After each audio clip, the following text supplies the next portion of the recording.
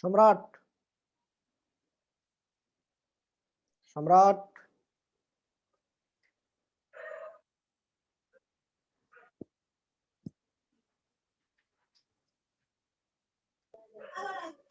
Yes, sir. সম্রাটের মনে হচ্ছে নেট প্রবলেম নাকি আছে স্যার।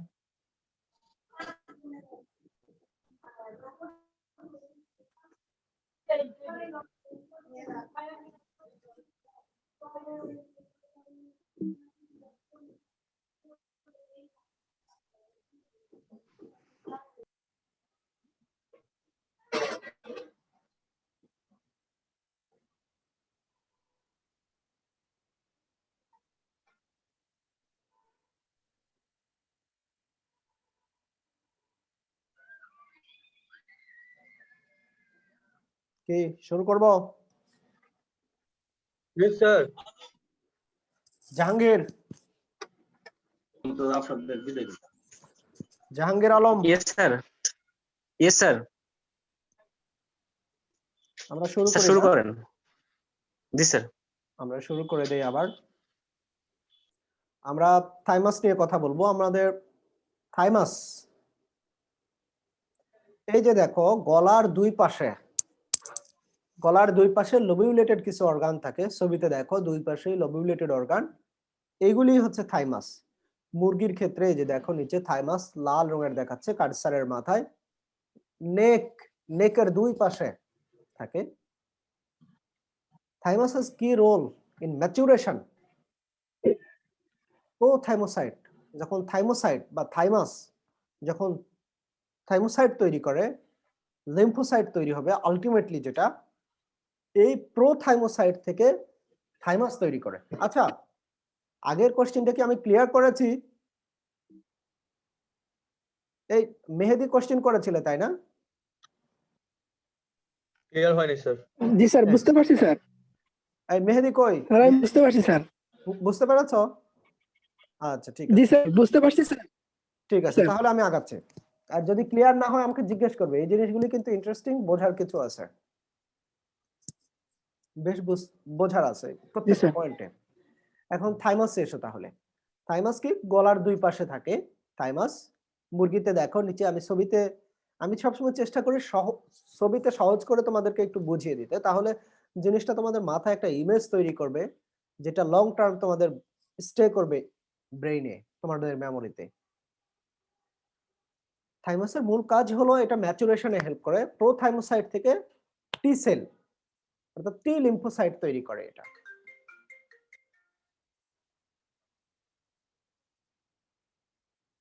যখন জুভেনাইল এলিমেন্ট বলা হয়, যখন ইয়াং অ্যানিমেল থাকে, ইয়াং অ্যানিমেলের ক্ষেত্রে কি হয়,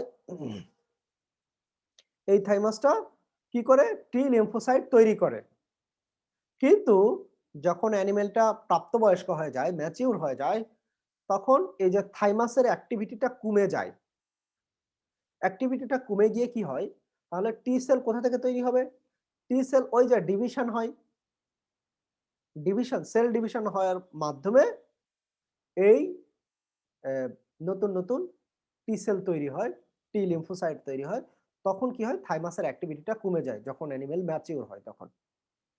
তাহলে এটার কাজ কি? টি লিম্ফোসাইট তৈরি করা, যেটা সেল মেডিয়েটেড ইমিউন রেসপন্স তৈরি করবে। তোমরা এখানে একটা জিনিস মনে রাখো, যেহেতু আমরা লিম্ফ্যাটিক সিস্টেম পড়াচ্ছি, বডিতে দুই ধরনের ডিফেন্স মেকানিজম আছে বা ইমিউনিটি আছে। একটা হচ্ছে ইননেট ইমিউনিটি, আর একটা হচ্ছে সেল মেডিয়েটেড ইমিউনিটি। আরো কিছু আছে, আরো ডিটেইলস পড়লে আরো জানতে পারবে, কিন্তু মূলত এই দুটার দ্বারা ফোকাস করা হবে, ইননেট ইমিউনিটি এবং সেল মেডিয়েটেড ইমিউনিটি। এই যে আমরা বারবার থাইমাস বলছি, টি লিম্ফোসাইট বলছি, থাইমোসাইট বলছি, এগুলো হলো মূলত সেল মেডিয়েটেড ইমিউন রেসপন্সের জন্য রেসপন্সিবল। তবে কিছু কিছু ক্ষেত্রে, বিশেষ করে ম্যাক্রোফেজ, ইননেট ইমিউনিটিতেও পারফর্ম করে। লোকেশন কোথায় আছে? কডাল টু দা নেক এবং cranial to the thoracic inlet, অর্থাৎ থোরাসিক ইনলেটের সামনের দিকে নেকের দুই পাশে থাকবে। স্ট্রাকচার কিরকম? থাইমাস একটা কানেকটিভ টিস্যু ক্যাপসুল দ্বারা এনক্যাপসুলেটেড থাকে। এর ভিতরে কি আছে? লোবিউল থাকে, অনেকগুলি লোবিউল থাকে। এই লোবিউলের ভিতরে স্ট্রাকচার কি? লোবিউলের ভিতরে আউটার কর্টেক্স এবং ইনার মেডুলা দ্বারা গঠিত। এরপরে এসে স্প্লিন। এই যে দেখো একটা গরুর ছবিতে দেখাচ্ছি, এই যে পয়েন্টার, রেড মার্কিং এর বড় একটা পয়েন্টারে দেখিয়েছি স্প্লিন। এই তোমরা আছো? জি স্যার। জি স্যার, আছি স্যার। সবাই আছো তো নাকি? আছি স্যার। জি স্যার। তানজিনা, তানজিনা তাজমিন, জি স্যার। তানজিনা তাহমিদ না? তানজিনা তাহমিদ।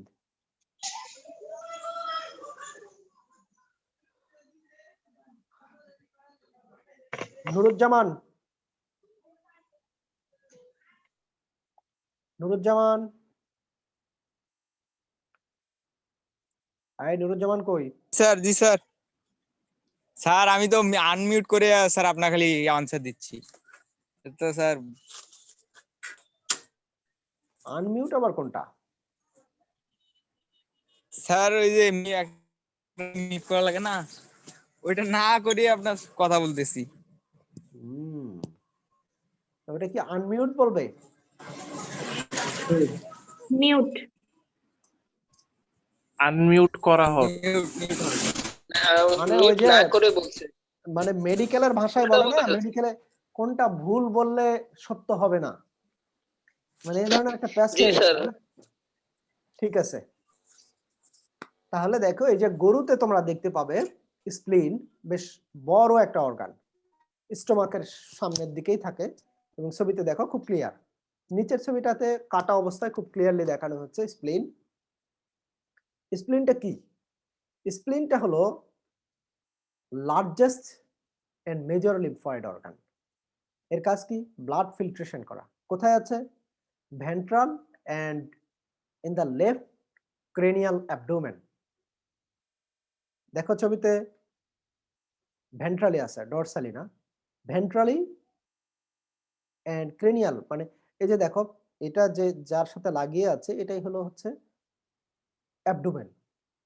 অ্যাবডোমেন মানে কি? পুরো অ্যাবডোমিনাল ক্যাভিটির কথা বলা হচ্ছে। এটা স্টোমাকের সাথে অ্যাটাচ থাকে কি দ্বারা? গ্যাস্ট্রোস্প্লেনিক লিগামেন্ট দ্বারা। এই লিগামেন্ট দ্বারা। স্ট্রাকচার কি? স্প্লিন is enclosed in a capsule of fibrous and elastic tissue that extends into the parenchyma as trabeculae. Parenchyma হলো এই যে বাইরের কাভারিং এর ভিতরে যে মূল স্ট্রাকচার, এটাকেই বলা হচ্ছে প্যারেনকাইমা। প্যারেনকাইমা কি দিয়ে গঠিত? হোয়াইট পাল্প এবং রেড পাল্প দ্বারা গঠিত। স্প্লিনের কাজ কি?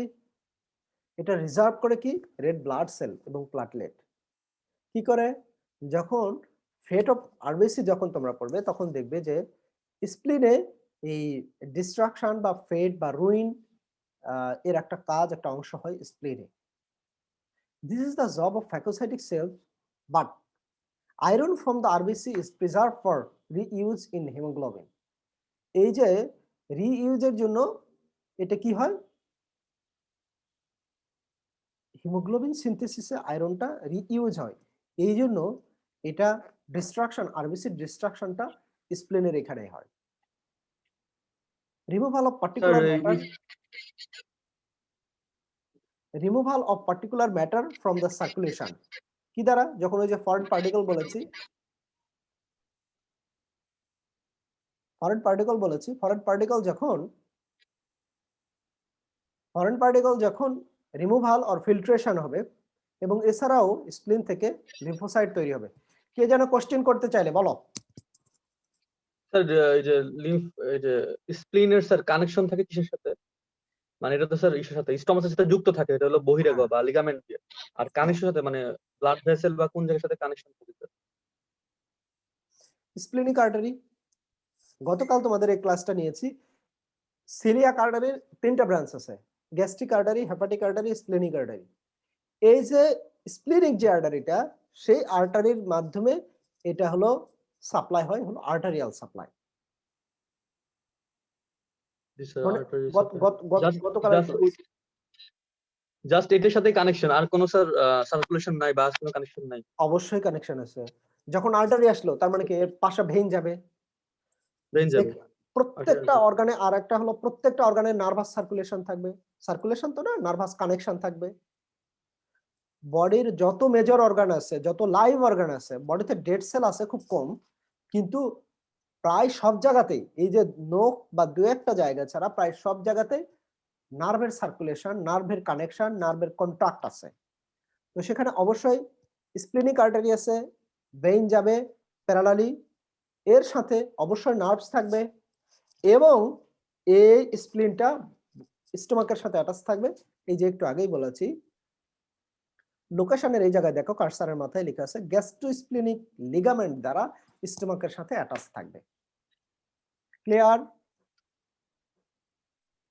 Yes, sir.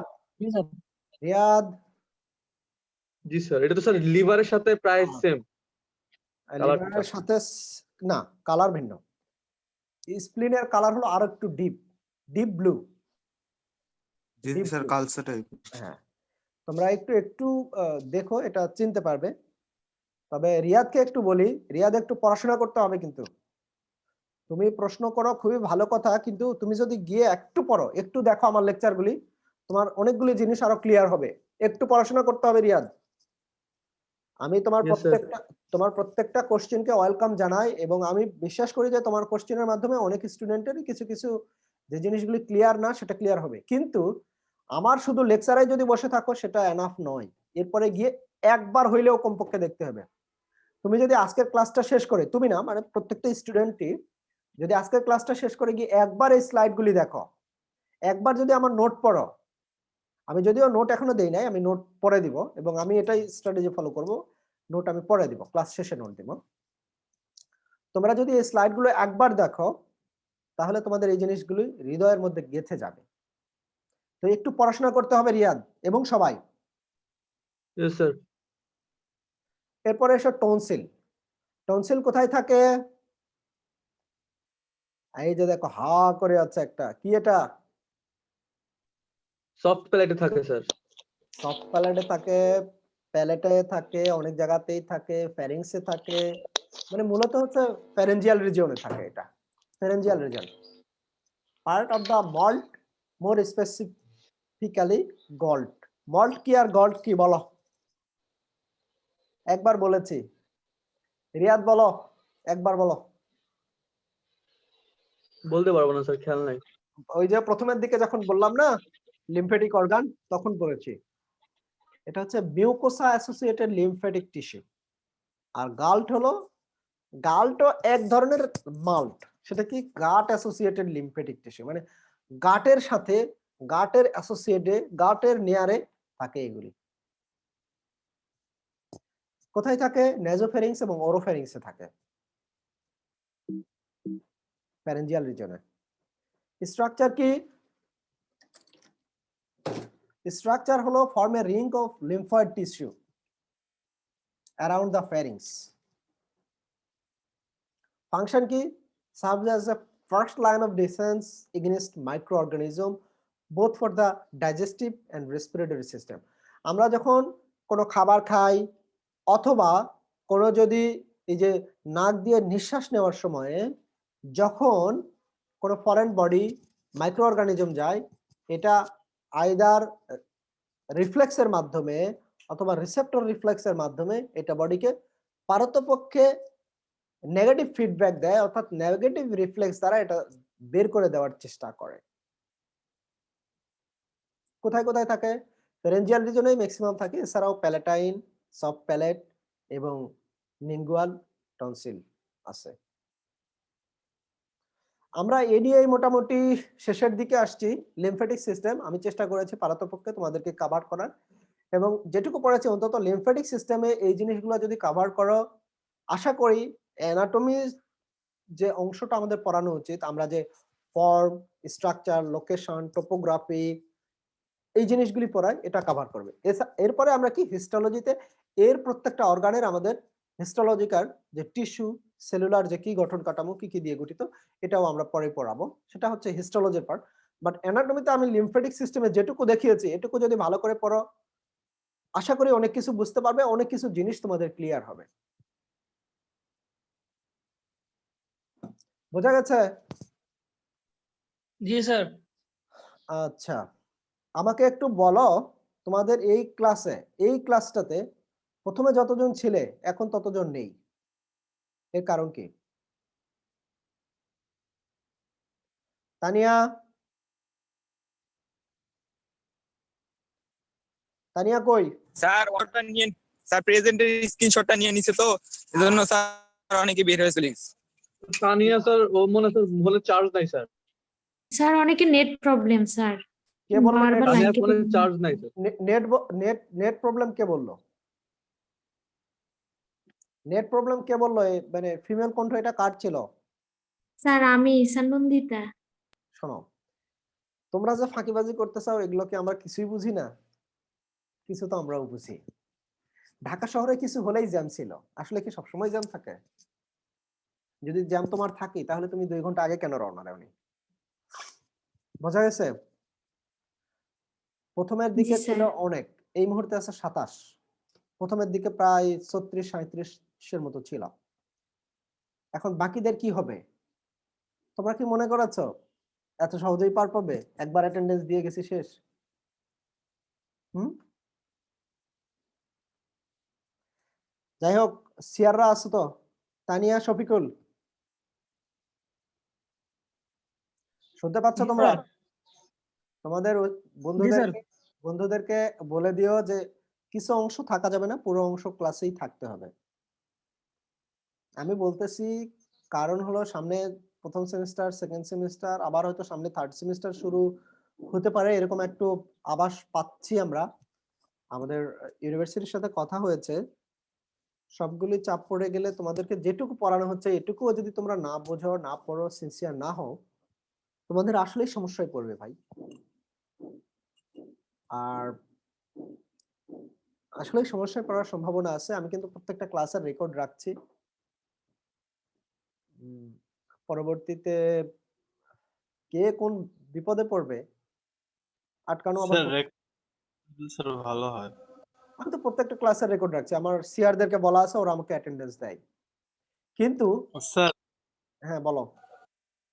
আপলোড দিলে স্যার ভালো হয়, কারণ অনেক সময় দেখা যায় স্যার ক্লাস করে যাওয়ার পরেও স্যার মানে আরেকবার দেখার দরকার এরকম নেসেসিটি ফিল হয়।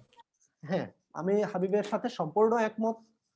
কারণ স্যার আমাদের ডাইরেক্টলি ম্যাটেরিয়াল গুলো নাই, আমরা স্ক্রিনশট নিলেও স্যার আপনি তো স্যার ওই মাউসের কার্সার দিয়ে স্যার মার্ক আউট করে অনেক কিছু দেখায় দেন হ্যাঁ, যে এই রিজনে এইটা থাকে, এই রিজনে এই ফাংশনটা থাকে। তো স্যার ওইটা দেখা যায় যে রেকর্ডিংটা না থাকলে অনেক সময় ইয়া হয় যে স্যার ক্যাম্পাসে থাকলে তো স্যার আপনাকে সামনাসামনি গিয়ে শীট নিয়ে তারপরে বুঝায় নেওয়ার একটা স্কোপ ছিল, এখন তো স্যার সেই স্কোপটা নাই। আমি হাবিবের সাথে সম্পূর্ণ একমত। এবং আহ, সমস্যা হলো আমি তোমাদেরকে কিন্তু প্রথমের দিকে ভিডিও দিয়েছিও, মানে রেকর্ডিং দিয়েছিও।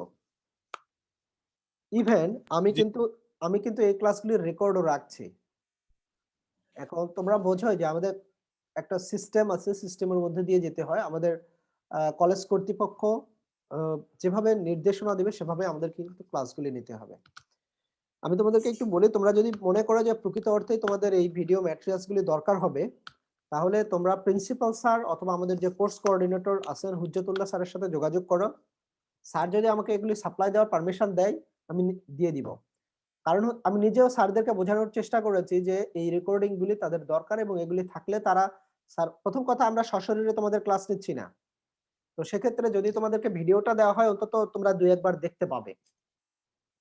কারণ হচ্ছে আমি এই ক্লাসটা মানে যতক্ষণ সময় ব্যয় করে একটা নোট তৈরি করছি বা একটা ম্যাটেরিয়ালস তৈরি করছি, তোমার প্রত্যেকটা স্টুডেন্টের পক্ষে এই পরিমাণ সময় দেবে না, দেওয়া সম্ভব না, এই পরিমাণ ক্যাপাসিটি তোমাদের এখনো হয়ে ওঠে নাই। হয়তো 2-1 জন পারলে পারতে পারো, কিন্তু ম্যাক্সিমামই পারবে না, এটাই স্বাভাবিক। তো আমি কর্তৃপক্ষকে বোঝানোর চেষ্টা করেছি, কিন্তু আলটিমেটলি আমাদের ডিসিশন হচ্ছে যে এখন পর্যন্ত ভিডিও দেওয়া যাবে না। প্রথমে কয়েকটা দিয়েছি, তারপরে আমাদের ভিডিও না দেওয়ার ব্যাপারে নির্দেশনা দেওয়া হয়েছে। তোমরা যদি ভিডিও পেতে চাও কোর্স কোঅর্ডিনেটর অথবা হুজ্জত স্যারের সাথে যোগাযোগ করো, ওনারা যদি পরবর্তীতে আমাদেরকে আবার নির্দেশনা দেয় আমি তোমাদেরকে ভিডিও ম্যাটেরিয়ালস গুলো সবগুলো দিতে পারবো। আমার কাছে সবগুলো রেকর্ডের কপি আছে। আমি কি বোঝাতে পেরেছি? Yes sir. জি স্যার। হ্যাঁ, এখন এটাই হলো নির্দেশনা। তবে আমার কথা হচ্ছে একটাই, তোমাদেরকে পড়াশোনা করতে হবে ভাই, না হলে বড় ধরনের একটা নেগেটিভ পরিস্থিতি তোমাদের ফেস করা লাগতে পারে। আমি খুবই দুঃখিত এই কথা বলার জন্য। কারণ হলো তোমরা তোমাদের হয় কি যে ফার্স্ট ইয়ার সেকেন্ড ইয়ারে তোমাদের একটা যদি শক্ত বেস দাঁড় হয়ে যেত, একটা জিনিস বোঝার পরে চালিয়ে নেওয়া যায়। কারণ তোমরা আসছেই জানুয়ারিতে, মার্চে তোমাদের ক্লাস অফ। তোমাদের কোনো কিছু বুঝে ওঠার আগেই, কোনো কিছু একটা ভেটেরিনারি সায়েন্স সম্পর্কে একটা টোটাল আন্ডারস্ট্যান্ডিং এর আগেই তোমাদের একটা করোনা প্যান্ডেমিকের মধ্যে তোমরা পড়ে গেছো। তো এই জায়গা থেকে উত্তরণের জন্য বহুমুখী পদক্ষেপ আমাদের নেওয়া দরকার। এটা যেমন আমাদের কর্তৃপক্ষের নেওয়া দরকার, তোমাদেরও নেওয়া দরকার। তাই আমি তোমাদেরকে বলবো তোমাদের জায়গা থেকে পড়াশোনার ব্যাপারে খুব সিনসিয়ার হতে হবে, নিজের কোয়ালিটি ইমপ্রুভ করতে হবে ভাই। একটা কথা বারবার আমি তোমাদেরকে বলবো, কোয়ালিটি না থাকলে আর যদি বাপ মন্ত্রী না হয় তাহলে পার পাওয়া কঠিন আছে। তোমরা যদি তোমাদের কারো বাপ যদি মন্ত্রী থাকে তাহলে ঠিক আছে, বোঝা গেছে? তোমাদের কারো বাবা মন্ত্রী থাকলে হয়তো সে একটা কিছু করে দিবে, অথবা কারো বাবা যদি খুব বড় কুটিপতি হয় কিছু করে দিল। কিন্তু প্রকৃত অর্থেই তোমরা যদি একজন ভালো ভেটেরিনারিয়ান হিসেবে অথবা একজন পটেনশিয়াল গ্রাজুয়েট হিসেবে নিজেকে তৈরি করতে চাও, কোয়ালিটির কোনো বিকল্প নাই, নিজের পড়াশোনার কোনো বিকল্প নাই, মাল্টি ডাইমেনশনাল ডাইনামিক ক্যাপাসিটির কোনো বিকল্প নাই। তোমাকে একই সাথে একাডেমিক্যালি পটেনশিয়াল হইতে হবে, ইংলিশ ভালো জানতে হবে, আইটি সেক্টরে তোমার দক্ষতা বাড়াতে হবে, পরিবর্তনের সাথে কিভাবে তোমার খাপ খাওয়ায় নিতে হয়। আজকে করোনা প্যান্ডেমিক গোটা পৃথিবী আজকে নতুন ভাবে শুরু করছে সবকিছু, অনলাইন বিজনেস থেকে শুরু করে অনলাইন ক্লাস, একাডেমিক সবকিছু চলছে। এই পরিস্থিতিতেও তোমার খাপ খাওয়াই নিতে হবে, খাপ খাওয়াই চলতে হবে। নিজেকে ওই যে সার্ভাইভাল অফ দ্য ফিটেস্ট যেটা বলা হয়, সেইভাবে তুমি যদি নিজেকে ফিট করতে পারো, you will be the best, you will be the leader of the society. Otherwise কোথায় যাবে আই ডোন্ট নো। ছাত্ররা, আমি কি বোঝাতে পেরেছি তোমাদের? Yes sir. জি স্যার। তোমরা সকলে কি কথাগুলো শুনতে পাচ্ছ ঠিক মতো? জি স্যার। আমি তোমাদেরকে খুবই কি বলবো ভালোবেসে এবং তোমাদের একটা ভবিষ্যৎ চিন্তা করে কথাগুলো বলছি ভাই। যারা পারো অন্তত মানো। আমি জানি হয়তো 50 জনের মধ্যে যে সবাই মানতে পারবে তা না, কিন্তু যারা এই কথাগুলো মানবে ইনশাআল্লাহ 2 বছর 5 বছর পরে একজন কোয়ালিটি গ্রাজুয়েট হিসেবে নিজেকে ডেভেলপ করার জন্য তোমরা এর অবশ্যই ফলপ্রসূ হবে, অবশ্যই হবে। কারণ তুমি আজকে সিরাজগঞ্জ সরকারি ভেটেরিনারি কলেজের প্রথম ব্যাচের ছাত্র, কিন্তু প্রায় 50 বছরেরও বেশি সময় আগে জন্ম নেওয়া বাংলাদেশ কৃষি বিশ্ববিদ্যালয়ের গ্রাজুয়েটদের সাথে তোমাকে কম্পিটিশন করেই কিন্তু চাকরি নিতে হবে যদি বিসিএস এ টিকতে চাও। যদি অন্যান্য ভালো চাকরি পেতে চাও, অন্যান্য এই যে শেরেবাংলা কৃষি বিশ্ববিদ্যালয়, বঙ্গবন্ধু কৃষি বিশ্ববিদ্যালয়, সিলেট কৃষি বিশ্ববিদ্যালয়, Chittagong veterinary and animal sciences university, Hajee Danesh বিজ্ঞান ও প্রযুক্তি বিশ্ববিদ্যালয়, পটুয়াখালী বিজ্ঞান ও প্রযুক্তি বিশ্ববিদ্যালয়, খুলনা কৃষি বিশ্ববিদ্যালয়, ঝিনাইদহ সরকারি ভেটেরিনারি কলেজ, সবগুলি প্রতিষ্ঠানের গ্রাজুয়েটদের সাথে কম্পিটিশন করেই কিন্তু তোমাকে তোমার জায়গা দখল করতে হবে। সো এর জন্য নিজের যোগ্যতা বাড়াতে হবে ভাই, এর কোনো বিকল্প নাই। আমি সবসময় তোমাদেরকে বলবো নিজের সময়কে কাজে লাগাও। তোমাদের ইয়াং স্টেজ, কিছু খেলাধুলা, পড়াশোনা, আড্ডা, এদিক সেদিক সময় যাবে, কিন্তু মূল লক্ষ্য থেকে যেন বিচ্যুত না হও, কখনোই না। যাই হোক, তোমাদের মূল প্রসঙ্গ নিয়ে যেটা বলতে চাচ্ছিলাম, যদি তোমরা ভিডিও ম্যাটেরিয়ালস গুলি পেতে চাও, আমাদের প্রিন্সিপাল স্যার অথবা হুজ্জাত স্যারের সাথে সরাসরি কথা বলো। তোমরা তোমাদের বিষয়গুলি স্যারদেরকে বোঝাও, অবশ্যই বোঝাতে হবে। কারণ একটা জিনিস হয়তো স্যাররা তাদের মতো করে ভাবছে, তাদের পরিস্থিতি সাপেক্ষে ভাবছে, তোমাদের জায়গা থেকে তোমাদের প্রয়োজন পরিস্থিতি তুলে ধরতে হবে। তাহলে তখন স্যাররা কিন্তু বিবেচনা করতেও পারে। যদি বিবেচনা করে আমাদেরকে পারমিশন দিলে আমার যে ম্যাটেরিয়ালস গুলি আছে আমি দিয়ে দিব, বিশেষ করে ভিডিও আর নোট। আমি এই যে আজকে চ্যাপ্টারটা শেষ করলাম, নোট ইনশাল্লাহ খুব দ্রুত দিয়ে দিব ইনশাল্লাহ। এটা তোমাদের পক্ষ থেকে আরেকটা বিষয় আছে, শফিকুল আমাকে জিজ্ঞেস করেছে, গতকাল আমাকে একজন মেসেজ দিয়েছে, ওইটা নিয়ে একটু কথা বলবো, সিভিট নিয়ে। তোমাদের অন্য কোনো প্রসঙ্গ আছে কিনা বলো? না স্যার, নেই। না স্যার। আচ্ছা ঠিক আছে, আমরা সিভিট নিয়ে একটু কথা বলতে চাচ্ছিলাম। সিভিট হলো এই যে সি, না স্যার। হ্যাঁ আচ্ছা, সিইভিইটি, সিভিট হলো continuing education for. G sir, কথা বলেন স্যার। হ্যাঁ, আমি সিভিট নিয়ে কথা বলতে চেয়েছি, সেটা হলো সিভিট হলো continuing education for veterinary and animal sciences graduates. মূলত এটা ভেটেরিনারি গ্রাজুয়েটদের শিক্ষাকে চলমান রাখা। শিক্ষাকে কেন চলমান রাখা বলা হচ্ছে? দেখো তোমরা আজকে কিন্তু গ্রাজুয়েট পড়ছো, একটা জিনিস পড়ছো, তাই না? কিন্তু আজ থেকে 5 বছর পরে তোমরা কিন্তু জয়েন করবে চাকরিতে। কিন্তু চাকরিতে জয়েন করলেও তোমাদের জ্ঞানের লেভেলটাকে উচ্চতর নিয়ে যাওয়ার দরকার আছে। যেমন আমি যদি উদাহরণস্বরূপ একটা ছোট্ট উদাহরণ দেই, উদাহরণটা দিলেই তোমরা বাকি জিনিস বুঝতে পারবে। সেটা হচ্ছে, আজ থেকে আমাদের যে স্যার, যারা আজ থেকে 30 বা 40 বছর আগে পড়াশোনা করেছে, 30 বা 40 বছর আগে বাংলাদেশের স্ট্যাটাস কি ছিল চিন্তা করো। গ্রামে অল্প কিছু মানুষ মুরগি লালন পালন করত, বাড়িতে আমাদের যেরকম ব্যাকইয়ার্ড পোল্ট্রি বলা হয় যেটাকে, বাড়িতে ওই যে সবাই থাকে, 8-10টা মুরগি আছে, 5-7টা মুরগি আছে, ওই মুরগি থেকে ডিম হয়, অথবা মেহমান আসলে মুরগি জবাই করে আতিথেয়তা করেছি আমরা।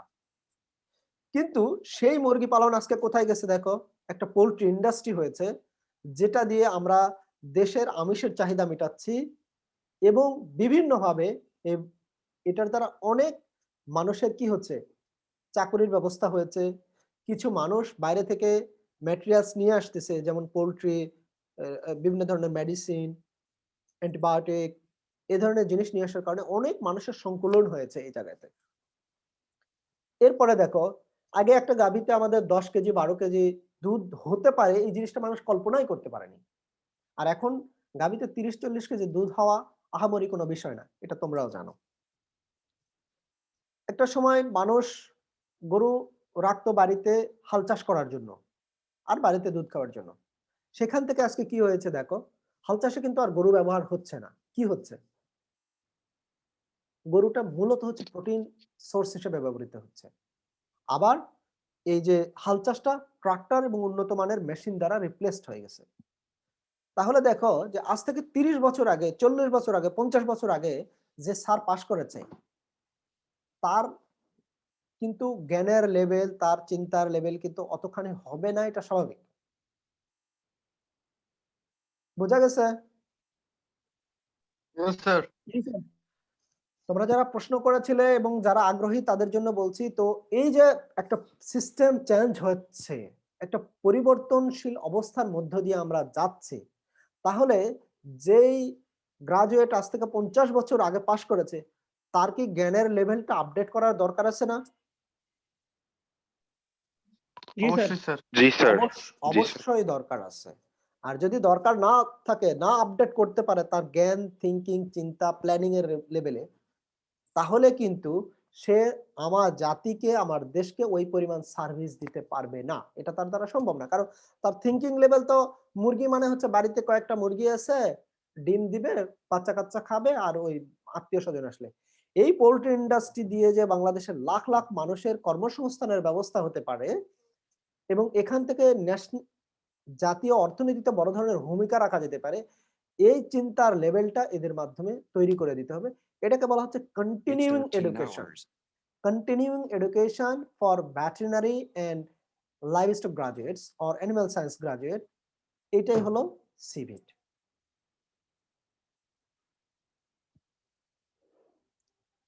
এই থিমটা, এই সিভিট তাহলে নিয়ে কারা কাজ করছে? বাংলাদেশে যারা ভেটেরিনারি সায়েন্স এবং অ্যানিমাল সায়েন্স, লাইভস্টক নিয়ে কাজ করছে, আমাদের যারা আমাদের কলেজ পরিচালনা কর্তৃপক্ষ, বিশেষ করে DLS, department of livestock services, এরা এটার অর্থায়ন করছে USAID, United States agency for international development, এটা ফান্ড করে। আর এটা অর্গানাইজ করে হলো FAO, food and agricultural organisation, জাতিসংঘের যে সংস্থা। এদের মানে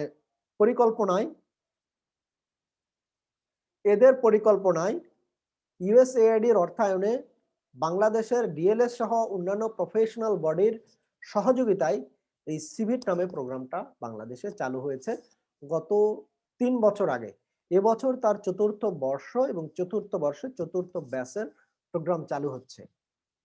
এটা চালু হবে 19 তারিখ থেকে এবং এটা চলবে 5 দিন ব্যাপী একটা প্রোগ্রাম। 23 তারিখ। হ্যাঁ বলো। 19 থেকে 23 তারিখ পর্যন্ত, এই তো 19 থেকে 23 তারিখ পর্যন্ত একটা প্রোগ্রাম চলবে এবং এই প্রোগ্রামের মধ্যে লাইভ স্টকের যে মেজর অংশগুলি এক একটা দিনে এক একটা এরিয়াকে কভার করবে। যেমন একদিন কভার করবে হচ্ছে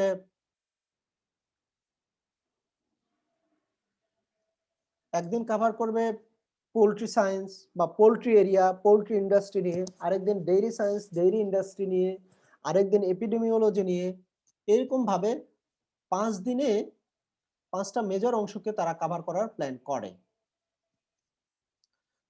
তবে এবছরের স্পেশালিটি হলো এবছরে এই প্রোগ্রামটা অনলাইনে হবে। বোঝা গেছে? জি স্যার। এবছরে অনলাইনে হবে। আর তোমাদের মেজর কোনো কিছু জানার আছে কিনা বলো এই নিয়ে? তবে তোমরা পার্টিসিপেট করতে পারবে। আচ্ছা, এর সাথে আরেকটা কথা বলে নেই, সেটা হচ্ছে তোমরা যদি এখানে জয়েন করতে পারো আমি তোমাদেরকে খুবই অ্যাপ্রিসিয়েট করব যদি তোমরা জয়েন করো। কারণ হলো এটা জয়েন করলে বাংলাদেশের লাইভ স্টক ইন্ডাস্ট্রি বাংলাদেশ কোথায় আছে, কি অবস্থায় আছে, তোমাদের টোটাল একটা আইডিয়া তৈরি হবে, যেটা তোমাদেরকে কিভাবে নিজেদেরকে ইমপ্রুভ করলে ভবিষ্যতে একজন পটেনশিয়াল গ্রাজুয়েট হিসেবে দেশ ও জাতির সেবা করতে পারবে, সেভাবে নিজেকে তৈরি করতে পারবে। সো যারা যারা ইন্টারেস্টেড, আগ্রহী, করতে চাও এখানে জয়েন করতে পারো। তবে তোমরা যেহেতু একেবারেই নতুন, তোমাদের জন্য হয়তো কিছু কিছু জিনিস বোঝা কঠিন হতে পারে, বাট তোমরা যদি ইন্টারেস্টেড হও এটা খুবই সাপোর্টিভ হবে তোমাদের জন্য।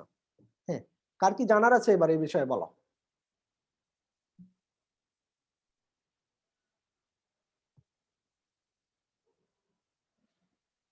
তোমাদের আর কিছু জানার আছে এই বিষয়ে? না স্যার।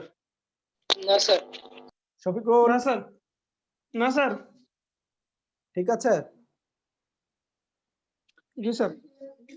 স্যার এই ক্যাম্পাসে কি আর স্টুডেন্ট ভলান্টিয়ার হিসেবে স্যার আমি আছি।